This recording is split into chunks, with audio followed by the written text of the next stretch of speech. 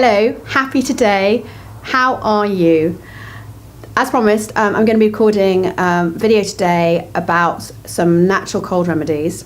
So this week's been real highs and lows, particularly as Tim fell off the scaffolding of the house that we're building 2 days ago. Plummeted down. Anyway, thank goodness he's fine, battered, bruised and shaken, but all good. Anyway, this is not about me and about us, it's about you. And hopefully you will escape the whole of the winter without any sniffles or horrible bugs. But just reminding you to really take care of yourself, avoid those. There are a few things you can do. Firstly is keep that healthy diet, loads of veggies, you know that. Keep it alkaline, which means lots of sort of green veggies, particularly, and lots of water, which we can alkalise by putting lemon juice in. Having fun, keeping relaxed, spending time with your loved ones, and lots of lovely times, and sleep. I'll be recording a couple of videos on sleep to give you more details on that, so look forward to sharing that with you too. So to prove a point of what we need to be doing to avoid it, one for the team, we ended up doing some of those things that we should be avoiding doing, put together a bundle of germ-infected teenagers, a party, lack of sleep, and having rather smugly all been kind of saying how brilliant it was that we hadn't had colds for ages. And Tim said, since I met you, Jess, and I've been eating healthily, I haven't had a cold. Suddenly, wham. So as I said, one for the team to work out what the cold remedies work. So there are a few things. Go hot and steamy, and yes, that includes sex if you're up for it, if you're feeling well enough. But all things hot and steamy to keep those airways kind of open, and the sort of anti-inflammatory kind of effect and killing some of those bugs. We're lucky enough to have a sauna here at Valiamo HQ, so that's just been a godsend. We've popped in some eucalyptus oil and sort of go in there. Actually, I had one earlier on today for you.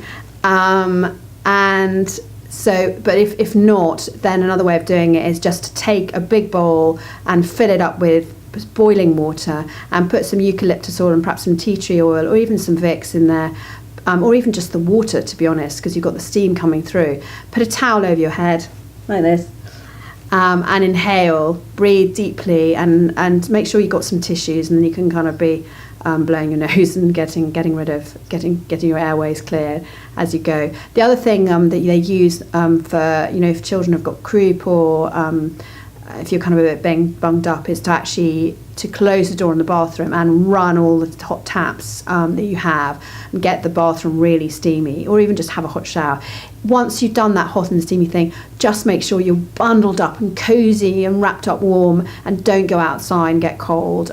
Certainly, particularly if you've got wet hair, make sure you blow dry it. So it's all about, with colds, keeping warm and cozy, and having that kind of steam, keeping hydrated as well. So make sure you're drinking loads of water. As I said, I'm always talking about hydration, so particularly keep that out. Lots of lovely teas. I've got my hot cup of lemon and ginger, fresh ginger and lemon tea, which has got some manuka honey, which is good for antibacterial.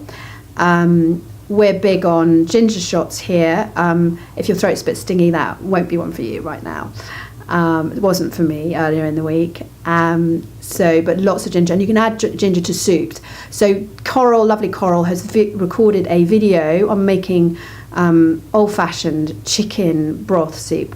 We're pretty much kind of vegetarian here. We love fish as well, but and vegan food. Love vegan food, but this is kind of partly a kind of placebo, kind of comforty, reminds of us when we're children, but also it's chicken soup. The chicken soup is full of minerals, and it's a great way of getting the nutrients in fast. And it also it has something called carnosine, which helps as a decongestant as well, natural decongestant. So give that a go. See how you get on with that.